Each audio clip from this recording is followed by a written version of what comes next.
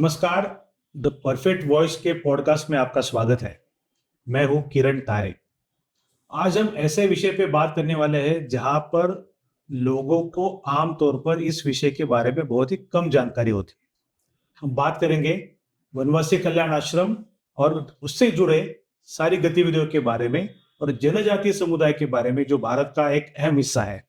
और हमारे साथ बात करने के लिए है श्री अतुल जोग, जो वनवासी कल्याण आश्रम के राष्ट्रीय संगठन मंत्री है।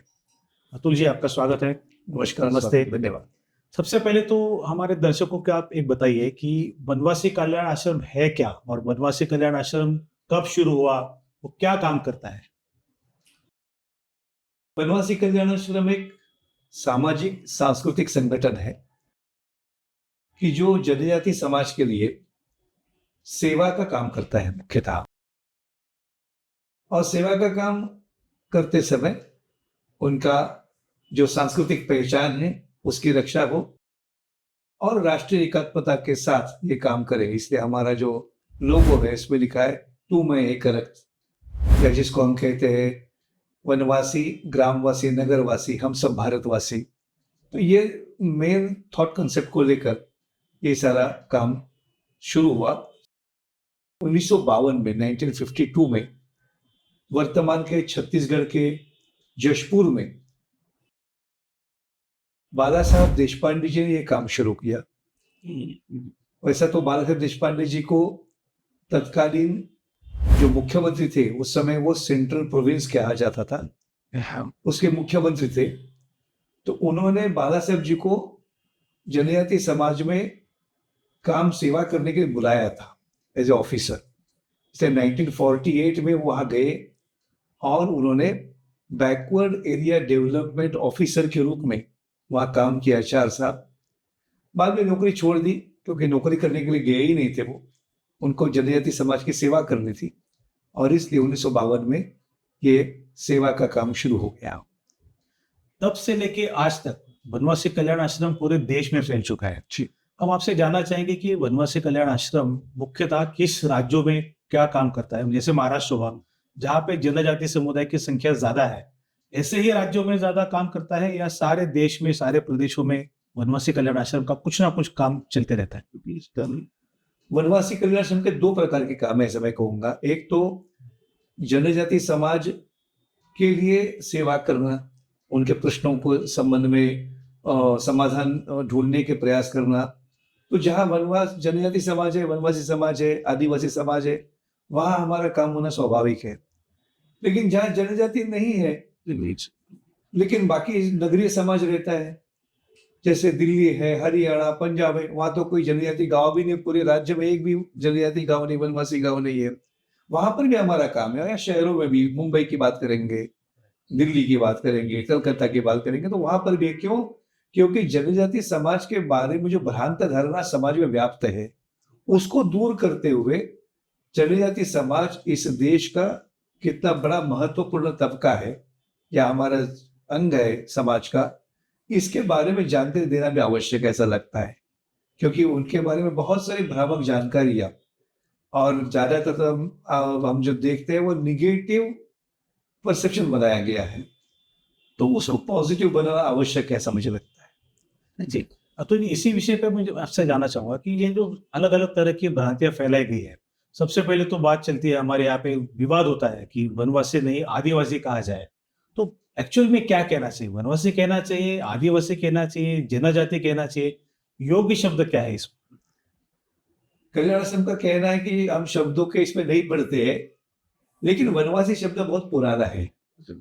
तो रामायण में भी कहा गया है ना कि कोल भील किरात कोल वनवासी, ऐसा वर्णन रामायण में आया है। वनवासी शब्द ये बहुत पुराना है, प्राचीन है और ये सम्मानजनक शब्द है। ये कोई डिरोगेटरी वर्ड नहीं है। जो वनों में रहते थे, वनों में रहने वाले माने वनों के मालिक थे। और इसलिए जनजाति समाज में जो राजा हुए, रानी दुर्गावती है और बाकी ऐसे सारे जो लोग थे, वो जनजातीय समाज के थे लेकिन राजा थे। ये कोई अनपढ़ अशिक्षित ऐसे नहीं थे, ये समृद्ध परंपरा के धनी थे जो भारतीय पहचान का एक अंग है। तो इस अर्थ में उसको वनवासी कहा जाता है। और उसके बाद में ये जो आपको शायद जानकारी होगी कि ब्रिटिशों के साथ जो संघर्ष हुए, तो उसमें जनजाति समाज का बहुत बड़ा योगदान है। जैसा अभी भगवान बिरसा मुंडा का नाम सब लोग जानते हैं। भारत सरकार ने 15 नवंबर उनके जन्म दिवस को जनजाति गौरव दिवस के रूप में मनाने का एक घोषणा की, जो स्वागतार्ह है और सब देश में मनाते हैं, हम लोग सभी लोग मनाते हैं। तो ये जितना समाज के, जैसे बिरसा मुंडा है, या इस मुंबई के पास कोकण के पास के नागा कातकरी है, या सिद्धो कान्हो है, ऐसे कई लोग हैं जो सैकड़ों की संख्या में जनजाति हीरोज है जिन्होंने देश के स्वतंत्रता आंदोलन में काम किया है। और इसके बारे में आजादी का अमृत महोत्सव में सभी यूनिवर्सिटीज में सेमिनार होकर के सब उसके सामने ये इतिहास लाने का प्रयास किया। इसमें आप देखेंगे कि दो प्रकार के युद्ध लड़े गए। एक तो शहरों में भी अंग्रेजों के साथ लड़ाई हुई और वनवासी क्षेत्र में, जनजाति क्षेत्र में भी लड़ाई हुई। लेकिन जैसे बिरसा मुंडा का, बिरसा मुंडा एक नेता का नाम है, लेकिन बिरसा मुंडा के साथ हजारों लोग शहीद हुए जिनके नामों को मालूम नहीं है। सिद्धो कान्हो के साथ भी लगभग 10,000 लोग शहीद हुए। या तिलका मांझी, जो 1857 से 70 साल पूर्व उन्होंने युद्ध किया था। 1857 का प्रथम संघर्ष कहते हैं, लेकिन उसे 70 साल पहले ही अभी के वर्तमान के बिहार के भागलपुर में उन्होंने संघर्ष किया। वो लगभग 5,000 जनजाति लोग उसमें शहीद हो गए। तो जनजाति समाज का जो संघर्ष है, ये पूरे समाज का संघर्ष था। वहां दो चार लोगों ने बंदूक उठाई, गोली मार दी और फांसी पर चले गए, ऐसा नहीं है। इसलिए जनजाति समाज ने कभी भी अंग्रेजों की गुलामी कभी भी मान्य नहीं की, और इसलिए अंग्रेजों ने सोचा कि इस समाज को बदनाम करने की आवश्यकता है, इस समाज को तोड़ने की आवश्यकता है। और इसलिए आप देखते हैं कि 1865 में भारत के सारे वनों को अंग्रेजों ने अपने हाथ में लिया। अब तक वो वनवासी, उसका समाज जो था, उसका मालिक था, तो उसको वहां से धक्के मारकर बाहर निकाला गया। फिर फॉरेस्ट डिपार्टमेंट बनाया गया, फॉरेस्ट एक्ट लाया गया, जिसके तहत जिस हमारे जनजाति भाई को, बहन को चोर बनाया गया, एक प्रकार से घोषित किया गया। और 1871 में जब पहली जनगणना हुई, अभी 16वीं जनगणना होने जमा थी, पहली जनगणना 1871 में हुई थी, 71 में। तो उस समय ये सारे समाज को, उसके पूर्व उन्होंने क्रिमिनल ट्राइब एक्ट लाया। कहते जनजाति के जितने सारे लोग क्रिमिनल है, वो जन्म से ही क्रिमिनल है। तो इतना बड़ा षड्यंत्र पूरी दुनिया में कोई समाज के साथ नहीं किया हो, तो बदनाम करने की एक साजिश हो गई। और फिर जो क्रिमिनल है वो असभ्य ही होगा, वो गरीबी है, वो नकारात्मक जितने सारे एडजेक्टिव लगे इस कारण लगे। इसलिए एकेडमिक जगत में जो चर्चा चली वो यही चली कि वनवासी यानी हमारे ऊपर एक बर्डन, ऐसा एक जो कहते हैं व्हाइट मैन्स बर्डन कहते थे। तो ये चलता गया, लेकिन वास्तविकता ऐसी नहीं है। तो कल्याणाश्रम ये सारे क्षेत्र में काम कर रहे। फिर आदिवासी शब्द तब आया, ये 1931 के बाद आया, उससे पूर्व नहीं था। एबॉर्जिनल जो शब्द है इंग्लिश में, उसको समानार्थी शब्द क्या हो सकता है, तो ये आदिवासी हो सकता है। ये बाद में चर्चा में, और संविधान की चर्चा में भी आया। संविधान की चर्चा में इसको क्या कहना, वनवासी कहना ना क्या कहना, इस पर चर्चा हुई। तो जयपाल सिंह मुंडा ने आग्रह किया था कि आदिवासी कहना चाहिए, लेकिन बाकी जो सहयोगी जो लोग थे उन्होंने अमान्य किया कि नहीं, हम लोग इसको जनजाति कहेंगे। तो आदिवासी शब्द एक षड्यंत्र के पूर्व, कि ये आदिवासी का मतलब होता है कि वही केवल पहले है, ऐसा नहीं, भारत के सभी लोग आदिवासी है। अनुसूचित जाति के, जनजाति के लोग ये हो सकते हैं, इस प्रकार का नैरेटिव है। ऐसी भी और कोई भ्रामक बातें फैलाई गई है जनजातियों के बारे में, जैसे आपने कहा कि पढ़ाई में कम होते हैं या आर्थिक रूप से बहुत बीमार होते हैं, इसको ये जो नैरेटिव चेंज किया जाता है, तो सेट किया जाता है, इसको चेंज करने के लिए आप लोग क्या बताएं? ऐसा है ना कि हम तो कल्याण के लोग कहते हैं कि कोई नॉन ट्राइबल आदमी जनजाति समाज को जानना चाहता है शहर का, हमारा कहना है कि एकेडमिक किताब बंद करो और फिल्मों से उनकी इमेज मेकिंग करना बंद कर दे, या फिल्में बंद देखो। ये अध्ययन का विषय नहीं, अनुभूति का विषय है। जब तक हम जनजातीय समाज के गांव में जाएंगे नहीं। अभी हमारे इस तंदुरबार के पास एक धड़गांव नाम का गांव है, तो उस गांव का किस्सा शायद आप लोगों ने सुना होगा कि वहां पर एक बैंक थी और बैंक के ऊपर वहां का जो मैनेजर था उनका क्वार्टर था। तो वो एक दिन रात में 10-12 बजे के आसपास गांव के लोगों ने दरवाजा टकटकाया, तो वो ऑफिसर ने दरवाजा खोला, बैंक के ऑफिसर ने। तो फिर क्यों खटखटाया दरवाजा, तो बोले वो हमारे गांव का एक व्यक्ति जो नाम में याद नहीं मुझे, मान लो सुरेश, तो वो गुजर गया। तो बोले अभी फिर मुझे क्यों उठाया आप लोगों ने, क्यों नहीं जानकारी देनी थी। और ये सुरेश ने आपके बैंक से 5,000 रुपये लोन लिया था। तो बोले फिर ठीक है, तो कल बैंक में आइए और देखेंगे क्या करना है। नहीं नहीं, बोले वो पैसे जमा करने के लिए आए आपके पास। तो अब क्यों जमा कर रहे, बैंक तो कल खुलेगी। नहीं, कल आप बैंक में जमा कर दो, लेकिन जब तक इन्होंने लिया हुआ लोन वापस नहीं करेगा तब तक हम अंत्यविधि नहीं कर सकते उसकी। क्योंकि समाज का कोई भी व्यक्ति अपने माथे पर लोन लेकर यदि लोन चुकता नहीं करता है और ऐसे ही मर जाता है, सबसे बड़ी बदनामी मानते हैं हम लोग। तो ऑफिसर ने पूछा क्या वो सुरेश के पास पैसा था? नहीं बोले उसके पास पैसा कौन सा था ही नहीं, बेचारा इतना गरीब था। तो कहाँ से? नहीं नहीं, हमने कंट्रीब्यूट किया, क्योंकि उसकी बदनामी मैंने हमारे गांव की बदनामी, हमारे गांव की बदनामी मैंने समाज की बदनामी, तो हम किसी को बदनाम नहीं भरे देंगे। अब ये स्पष्टीकरण समझने के लिए बड़ा मन लगता है। ये पढ़े लिखे लोग भी शायद ऐसी बात नहीं सोच सकते। तो ऐसी कई बातें अनुभूति की, जैसा मैंने बताया, तो जाएंगे तो कई बातें अपने को सीखने को मिल सकती है। ठीक। तो जी ऐसा भी हमने सुना है कि जनजातीय समुदाय जो है वो अपने प्रथा परंपरा, अपना कल्चर, संस्कृति, ट्रेडिशन को लेके बहुत एक कट्टर होता है। इसको तोड़ने का जो प्रयास किया गया पिछले कुछ सालों में कि जनजाति हिंदू नहीं है या अलग अलग तरह की भ्रांति फैलाएगी, उसके बारे में कुछ बताइए कि वो क्या था। जनजाति समाज जो है ना, इनकी देश भर में हम देखते हैं, ये कोई भारतीय अन्य समाज से अलग नहीं है।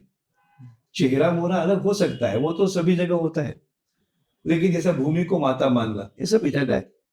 या खेती धान वो बोने से पहले रति की पूजा करना, वो भी करता है। जितने सारे भारत के समाज है, जनजाति समाज भी और बाकी गैर जनजाति समाज, ग्रामीण समाज बोलिए, नगरीय समाज, इनके सारे त्योहार कृषि पर आधारित है। अंग्रेजी महीनों के आधार पर है ही नहीं। जैसे हमारे चैत्र से लेकर और फाल्गुन तक जितने 12 महीने आते हैं, उनके भी वही नाम अलग है उसके, उनकी भाषा में। तो लेकिन उनके भी 12 महीने, अधिक मास की संकल्पना उनके अंदर है। तो ऐसे तो है, लेकिन बाद में क्या किया कि एक नैरेटिव खड़ा करने का प्रयास किया गया कि धर्म हमारा अलग हो सकता है, लेकिन हम संस्कृति मानते हैं। तो धर्म और संस्कृति को अलग किया गया। तो आज भले हमने धर्म बदला होगा, लेकिन हम वैसी टोपी पहनते हैं, हम वही फेस्टिवल मनाते हैं, हम वही नाच नाचते हैं, तो हम अलग कहाँ हुए?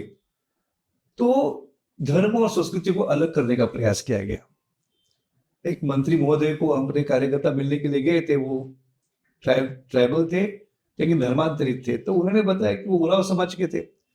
तो उन्होंने बताया कि अरे मैं तो ईसाई जरूर हूँ, लेकिन मैं भी मेरा जो कर्मा पूजा है वो मैं करता हूँ, और मेरे गांव के सब लोग एकत्रित मेरे घर में आते हैं, खाना भी खाते हैं। तो जो सामने कार्यकर्ता बैठा था उसने पूछा, सर आप पूजा, आप तो उत्सव तो मनाते हैं, लेकिन आप पूजा क्या करते हैं? आप पूजा नहीं करते हैं, उपवास रखते हैं, व्रत रखते हैं। आप व्रत नहीं रखते, आप खाना खिलाते हैं, पार्टी करते हैं, नाचते हैं, मेरी मेकिंग करते हैं, लेकिन पूजा नहीं करता। तो ये जो भारतीय कंसेप्ट है कि culture and faith are inseparable, धर्म और संस्कृति अभिन्न है, क्योंकि संस्कृति ये धर्म का प्रकटीकरण है। मैं कहूँगा मैनिफेस्टेशन ऑफ धर्म इज अ कल्चर। तो इस थॉट प्रोसेस से भारत में काम चलता है, और ये प्रयास के कारण कई लोगों को लगता है कि धर्म बदलने से भी क्या होता है, हम तो परंपरा मान ही रहे। तो यह मुख्य बिंदु है, समझे। इसी को लेके शायद बहुत सारा विवाद विषय है कि धर्मांतर का जो ज्यादा प्रमाण है जी, वो जनजातियों में ज्यादा हो रहा है। ऐसा क्यों? मतलब ये बहुत आसान होता है, या बहलाना फुसलाना प्रेशर करना बहुत आसान होता है, या उसका अन्य कोई कारण होता है? ऐसा है कि धर्मांतरण के लिए अलग अलग कारण है। जैसे कभी गरीबी का फायदा उठाकर, मजबूरी का फायदा उठाकर, प्रलोभन दिखा करके जब धर्मांतरण होता है तो मजबूरी भी लोग करते होंगे या होते हैं, नहीं ऐसी बात नहीं है। लेकिन दूसरा ये कि धर्म बदलना, ये भारतीय जैसा सनातन धर्म में आज तक हमारे हजारों साल में हमने कभी किसी का धर्म बदला ही नहीं है ना। ये जो विदेशी समाज जो 1,500-2,000 साल पहले आए, उन्होंने हमारे शुरू किया कि धर्म बदलना है करके। और भारत में भी पंथ बदल सकते हैं आप, लेकिन it is out of conviction. आप अनुभूति के आधार पर भी आपका धर्म बदल सकता है, या आपने सोच समझ के बदलाव कर सकते हैं, नहीं ऐसी बात नहीं। इसलिए अभी जो धर्मांतरण विरोधी कानून जो है, या फ्रीडम ऑफ रिलीजन एक्ट की बात चल रही है, विशेष करके अरुणाचल में चल रही है और बाकी 10 राज्यों में ऑलरेडी प्रिवेल करता है वह लॉ, तो कई लोग उसको विरोध करते हैं। इसमें धर्म बदलने के लिए विरोध नहीं, इसमें विरोध ये है कि अब यदि किसी को धर्मांतरण करवाना है तो धर्मांतरण करने वालों ने जिलाधिकारी को पहले इन्फॉर्म करना है, कई जगह 1 महीना पहले, कई जगह 15 दिन पहले, कि मैं फलाना जी का धर्मांतरण करने वाला हूँ। अच्छा, तो वो चेक करेगा कि ये लोभ से तो नहीं है, प्रलोभन से तो नहीं है, भय से तो नहीं है, मजबूरी में तो नहीं कर रहा है, ये चेक करेगा। यदि इस पे पकड़ा जाएगा कि नहीं ये लोग प्रलोभन से कर रहा है, तो उसको मान्यता नहीं देगा वो। और यदि नहीं है, आउट ऑफ कन्विक्शन करता है, ओके फाइन, तो कर सकते हैं आप। इसलिए धर्म, लेकिन इसका परसेप्शन बना कि देखो धर्म बदलने के लिए मना कर रहे हैं, ये हमारे धर्म मानने की स्वतंत्रता को अमान्य कर रहे हैं, फ्रीडम ऑफ प्रोफेसिंग फेथ, इसके लिए हम विरोध कर रहे हैं, तो वैसा नहीं है। तो उसको लेकर आंदोलन चल रहा है। इसलिए अरुणाचल में अभी 18 अक्टूबर को 20 दिन पहले वहां के जो 26 जनजाति आए, मेजर ट्राइब्स है, उनके लगभग 25,000 लोग रास्ते पर उतर आए कि हम हमारा धर्म और संस्कृति को बचाना चाहते हैं, ऐसा कहने के लिए। क्योंकि क्रिश्चियन भी आक्रामक हो गए, उन्होंने बताया कि नहीं हम धर्मांतरण करके ही रहेंगे, तो उन्होंने बताया हम बचा के रखेंगे, तो उन्होंने विरोध किया और बताया कि 1978 में अरुणाचल में धर्मांतरण विरोधी कानून बना, लेकिन रूल्स नहीं बने उसके। उस समय 0.78% धर्मांतरण था, मैंने 1% भी नहीं था। आज 35% धर्मांतरण। तो विरोध तो करेंगे, क्योंकि उनकी दुकान में चलने में दिक्कत आने वाली है। तो और जैसा अभी हिमाचल में एक विदेशी मिशनरी आया था, सैमुअल नाम था उसका। तो सैमुअल यहाँ आया और वो हिमाचल में काम करने लगा, उन्होंने कई लोगों को धर्मांतरित भी किया। फिर शादी भी एक धर्मांतरित महिला से उन्होंने वहां आकर की। लेकिन बाद में वो भारत के स्वतंत्रता आंदोलन के साथ जुड़ गया, गांधी जी के प्रभाव में आया, और बाद में उन्होंने लक्ष्य ध्यान में आया कि भारतीय विचार कितना उच्च कोटि का है, उन्होंने हिंदू धर्म अपनाया। उसने पत्नी को भी हिंदू धर्म में लाया अपने, और वो सैमुअल का सत्यव्रत बन गया। तो ऐसे भी उदाहरण है, जैसे भगिनी निवेदिता थी, वो आउट ऑफ कन्विक्शन था। तो इस प्रकार की बातें समझ लगती। इसी को लेके पिछले साल एक बड़ा आंदोलन छिड़ा था कि जो धर्मांतरित हो गए हैं उनको रिजर्वेशन का लाभ नहीं मिलना चाहिए, डी लिस्टिंग नाम से बहुत बड़ा आंदोलन चला था। वनवासी कल्याण आश्रम ने काफी पहल की थी उसमें।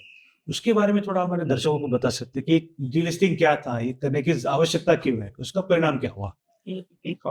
ऐसे कि डी लिस्टिंग के विषय जो है, ये संविधान में जो कमजोर तबके के या वंचित या ऐसे जो वर्ग है, तो उनकी चिंता 1950 में ही बाबा साहेब अम्बेडकर, आदरणीय बाबा साहेब अम्बेडकर जी ने ये की थी उस समय, और कॉन्स्टिट्यूशन सभा ने भी इसे मान्यता दी थी। तो उसमें यह शेड्यूल्ड कास्ट का वर्ग है जो आर्टिकल 341 के अंतर्गत आता है। तो उसमें जो अनुसूचित जाति के लोग हैं, तो वो धर्मांतरण करते हैं, विशेष करके ईसाई या इस्लाम में जाते हैं, तो उनके जाति व्यवस्था है ही नहीं, तो फिर वो तो प्रिवेल नहीं करते।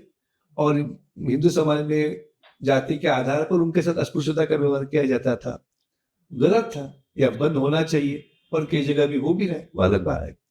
तो उस कारण जब तक इस हिंदू समाज में रहेंगे, और बाद में इसके साथ सिख और बुद्धों को, बौद्धिस्ट समाज को भी जोड़ गया, धर्म से हो सकते हैं वो, तो उनको ये लाभ मिलेगा आरक्षण का।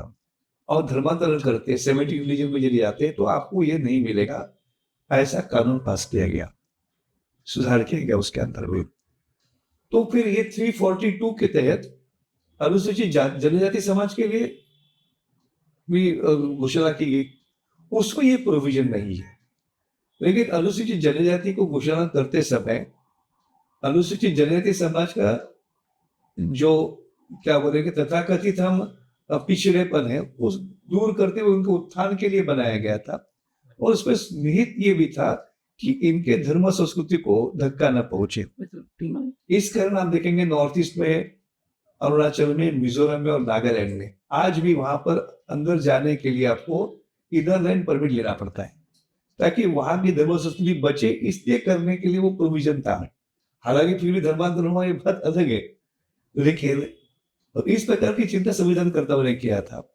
तो इसलिए जनजाति समाज ने डिमांड किया, और ये जनजाति समाज ने डिमांड में कांग्रेस के जो सांसद थे बाबा कार्तिक उराव, तो उन्होंने ये 1967 में पहली बार पार्लियामेंट में विषय लाया और स्टैटिस्टिकल इंफॉर्मेशन के साथ लाया कि लगभग 80% सुविधा ये धर्मांतरित लोग ले रहे हैं, 5-10% उस समय होंगे कुल मिलाकर के, और जो 80%, 90% जो सनातनी धर्मों को, अपने परंपरा को मानने वाला समझे, उनको 10-20% भी सुविधा नहीं मिल रही है। ये डिस्पैरिटी होगी तो हमारा विकास होगा ही नहीं, और धर्मांतरण के लिए भी प्रोत्साहन मिल रहा है इस कारण। तो इसलिए उनका कहना था कि ये नहीं होना चाहिए। उस पर ज्वाइंट पार्लियामेंट्री कमेटी गठित की गई संविधान सभा में, संसद में, और फिर 2 साल का अध्ययन के बाद 1970 में जो कुल मिलाकर 33 मेंबर्स थे, तो 32 लोगों ने कंसेंट दे दिया कि नहीं ये ठीक है। देश भर भ्रमण करने के बाद उनको ध्यान रहा कि ये डिमांड ठीक है। लेकिन इंदिरा गांधी ने उस समय बताया कि कई प्रेशर के कारण भी हो सकता है, उन्होंने उस समय करने के लिए मना कर दिया, बाद में देखेंगे करके, लेकिन बाद में हुआ नहीं, और बाबा कार्तिक उराव 1981 में चले गए। फिर 2006 में जो विभिन्न राज्यों के जनजातीय लोग रायपुर में एकत्रित आए थे, और वहां पर उन्होंने तय किया कि इस विषय को आगे लेके जाना चाहिए, क्योंकि धर्मांतरण रुका तो नहीं, ये बढ़ता ही जा रहा है। इसलिए तब जनजाति धर्म जनजाति सुरक्षा मंच इस नाम का एक मंच गठित किया गया, जिसके द्वारा ये आंदोलन चलाया गया। और तब से जब ये विषय शुरू हुआ था, उस समय एक डेड इशू था, किसी को मालूम ही नहीं था। लेकिन 2009-10 में इस पर सिग्नेचर कलेक्शन कैंपेन किया गया। 28 लाख सिग्नेचर हमने अपने सुरक्षा मंच ने कलेक्ट किया। फिर राष्ट्रपति महोदया प्रतिभा देवी सिंह पाटिल जी को देने के लिए गए थे। आश्चर्य की बात, राष्ट्रपति महोदया को भी ये डिस्पैरिटी मालूम नहीं थे कि शेड्यूल कास्ट के लिए ये है प्रोविजन और शेड्यूल ट्राइब के लिए नहीं है करके, तो बाकी लोगों की बात ही छोड़ सकते। फिर उसके बाद 2020 के बाद फिर इस आंदोलन को गति आ गया, तो आज पूरे देश में एक चर्चा चल रही कि ये मिलना चाहिए। जिस कारण मैं तो इसको केवल धर्म बचाने की बात नहीं करता हूँ, मैं तो ये कहूंगा कि भारत की भारतीयता को बचा रहा है, क्योंकि क्रिसमस तो दुनिया में मनाने वाले हैं, लेकिन मान के चलो देवमोगरा माता जो हमारे नंदुरबार के पास जिसकी पूजा होती है, इसकी पूजा बंद हो जाएगी तो अमेरिका में कोई देवमोगरा माता का पूजा करने वाला नहीं मिलेगा हमको, या पारंपरिक उत्सव जो है वो मनाने वाला समाज ही खत्म हो जाएगा, तो दुनिया में कोई बचाएगा नहीं उसको। इसलिए हर समाज को अपना परंपरा को बचाने के लिए एक मार्ग है, ऐसा लगता है। और इसी को लेके शायद भगवान बिरसा मुंडा की जो अभी 150वीं जयंती मनाने वाले हैं जी, तो कितने बड़े पैमाने पे हुए, क्योंकि ये अस्मिता जागरूक करने का विषय तो है, फ्रीडम फाइटर भी थे, no doubt about that, but जनजाति समुदाय की अस्मिता जागरूक करना है, क्या उसका एक बड़ा उद्देश्य हो सकता है इसके लिए? ऐसा है कि भगवान Birsa Munda is an icon of tribal community, जैसा हम कह सकते हैं। उनके आंदोलन को भी एक प्रकार मिसगाइड किया कि केवल जल जंगल जमीन की लड़ाई तक सीमित कर दिया। तो केवल जल जंगल जमीन तक केवल लाइवलीहुड के लिए लड़ाई नहीं थी, it was a part of it. लेकिन उन्होंने अस्मिता के लिए भी लड़ाई की, धर्म संस्कृति बचाने के लिए भी किया। इसलिए बिरसाइत पंथ की स्थापना की।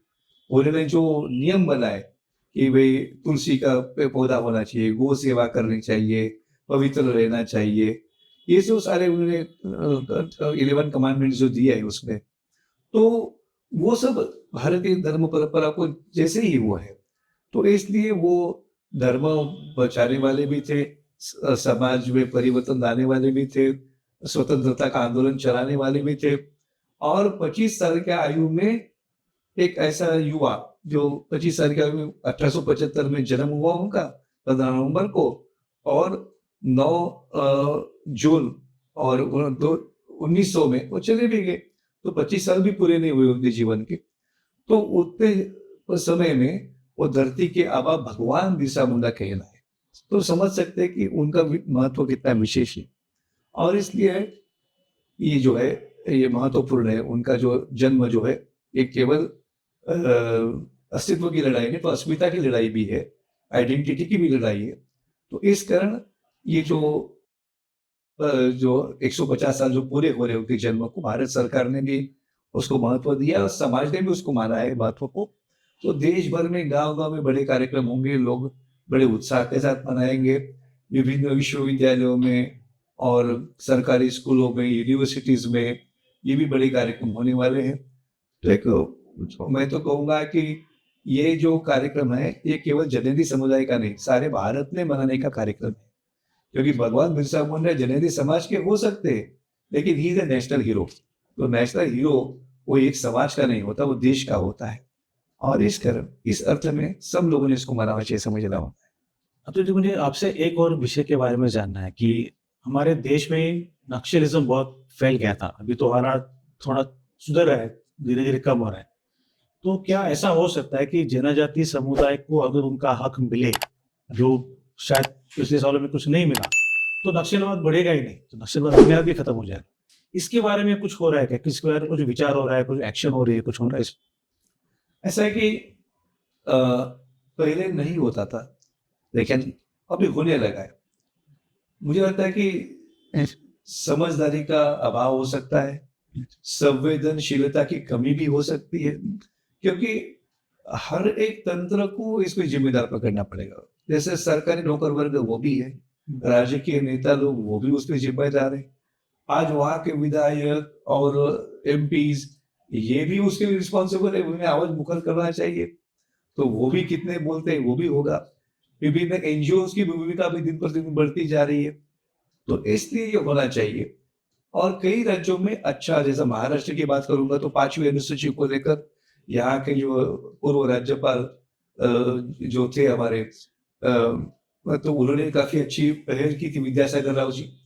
तो विद्यासागर राव जी के पहल के कारण यहाँ 5th शेड्यूल जो पेशा का जो है उसका क्रियान्वयन अच्छा शुरू हो गया। मध्य प्रदेश में स्वयं राष्ट्रपति महोदया ने 2023 में जाकर घोषणा की। अभी 2 साल में काफी अच्छा काम होकर के पेशा का जो क्षेत्र है वो विकसित होना शुरू हो गया। छत्तीसगढ़ ने भी पहल किया है। तो धीरे धीरे सब जगह ये प्रचार और काम होना शुरू हुआ है। लेकिन कभी कभी स्वार्थ से ऊपर उठना पड़ता है, और स्वार्थ सबको कम निश्चित प्रमाण में रहता है। तो उसके ऊपर उठेगा तो करेगा तो वो होने वाला है। लेकिन मुझे लगता है कि अधिकार तो है ही, अधिकार मिलने भी चाहिए। जितने जल्दी मिलेंगे उतना अच्छा है। और युवाओं की आकांक्षा अपेक्षा भी है। मैं देखता हूँ, मैं भी लगभग 30 साल से सामाजिक जीवन में हूँ। आज से 20-25 साल पहले युवाओं को क्या बनोगे, तो 10वीं पास हुआ, 12वीं पास हुआ, मैं टीचर बनूंगा, बस इतनी एम्बिशन थी। अभी किसी को पूछते हैं, अभी मैं आंध्र प्रदेश के एक छोटे गांव में गया था, तो वहां गांव में युवाओं से बात कर रहा था। तो मैंने पूछा क्या पढ़ाई कर रहे हैं, तो एक छोटी लड़की बोली मैं कॉलेज में पढ़ाई कर रही हूँ, एकदम छोटी थी। तो मैंने बोला क्या पढ़ाई कर रहे हैं, तो बोले सर मैं फॉरेंसिक पढ़ाई कर रहा हूँ। तो गांव की लड़की फॉरेंसिक बनना चाहती है, आईएएस बनना चाहती है, तो उनको भी सपने हैं, क्योंकि दुनिया देख रहे हैं। आज मोबाइल के कारण उनकी भी सारी चीजें सामने आ रही है। जैसा क्रिकेट की मैच महिलाओं ने जीता तो सबके मन में एक उमंग छा गई है। महाराष्ट्र की कविता राउत को जब देखते हैं, जनजाति समाज की है, ओलंपिक में दौड़ थी, तो मैं भी कविता राउत बनूंगी क्या, ऐसा उनको लगता होगा। या मेरी कोम को जब वो बॉक्सिंग खेलती है तो सबको लगता है कि जैसे वो खेल सकते हैं, हम क्यों नहीं खेल सकते। तो ऐसे कई हीरोज आज जनजाति समाज में भी खड़े हो रहे हैं। इसलिए मैं ये भी आपको बोलना चाहूंगा कि जनजाति समाज जो है is an asset for Bharat, ये मानना चाहिए। ये कोई बर्डन नहीं है, एक जमाने में कहते होंगे, लेकिन it is an asset for Bharat. और इसलिए जितना उनका तरक्की जल्दी होगी, उनके जो सपने पूरे जितने जल्दी होंगे, उतना भारत विकसित होने में और गति आएगी, ऐसा मुझे लगता है। एक मैं अब आपसे एक और बात जानना चाहूंगा कि हम अभी बैठे हैं मुंबई में, बड़े शहर जैसे मुंबई है, दिल्ली है, पुणे, आप तो पूरे देश में जाते हैं। यहाँ रहने वालों के मन में अभी भी उतना लगाव नहीं है जगह जीवन, क्योंकि थोड़ा पूरा पिक्चर क्लियर नहीं है, तो उनके मन में बहुत सारी शंकाएं हैं। तो ये पिक्चर क्लियर होने के लिए क्या करना चाहिए? कुछ इंटरेक्शन होना चाहिए, कुछ साइट विजिट होनी चाहिए, क्या होना चाहिए?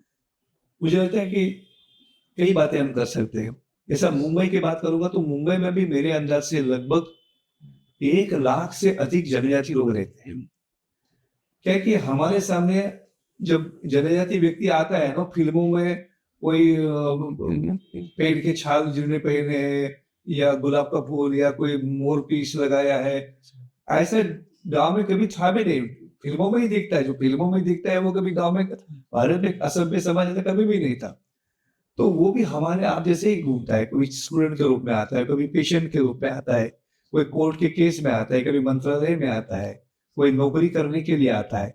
ऐसा बहुत बड़ा समाज मुंबई में है, लेकिन वो कभी कभी शहरी लोगों से दूर रहना चाहता है। तो हमारे परिचितों में ऐसे कौन लोग हैं, उनसे हम प्यार से व्यवहार कर सकते हैं क्या? तो वो यदि हम देखेंगे, उनसे बात करेंगे।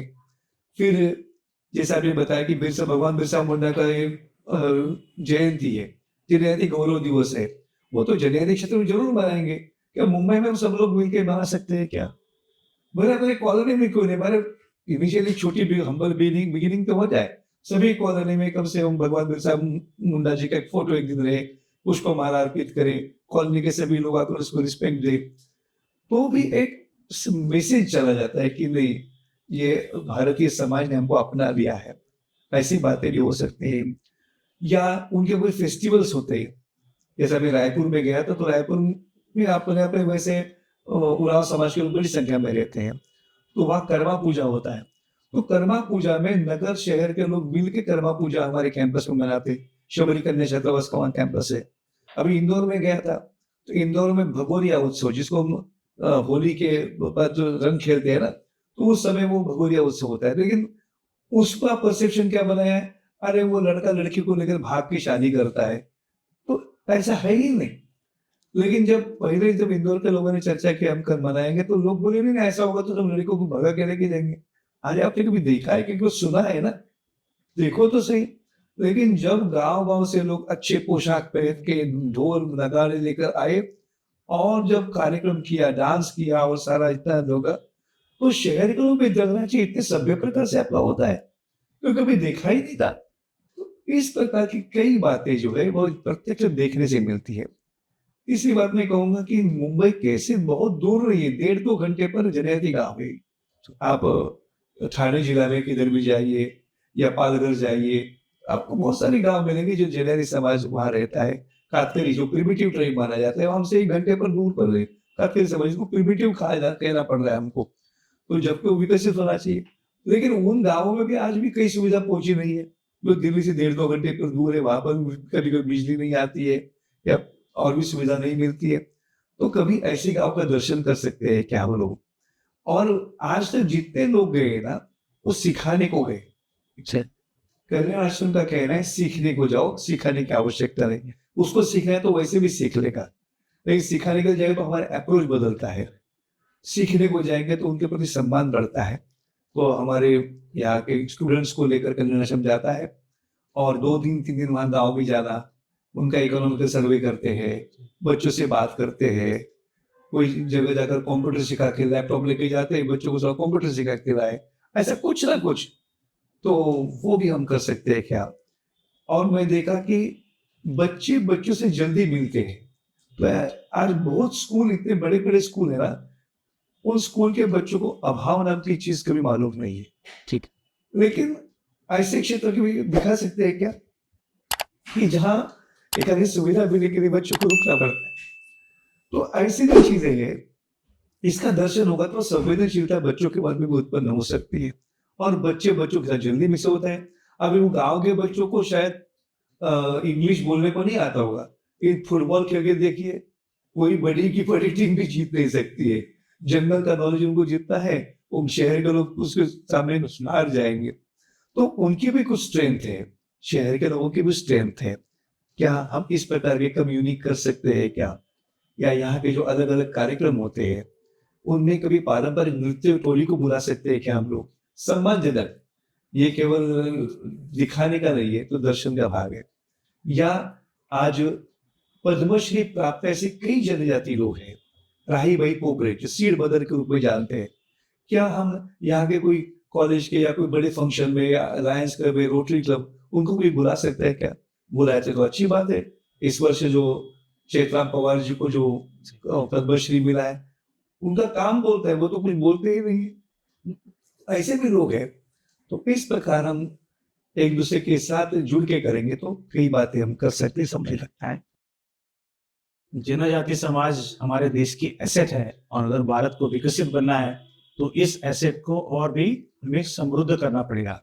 रतुल जी, हमसे बात करने के लिए बहुत बहुत धन्यवाद। नमस्ते।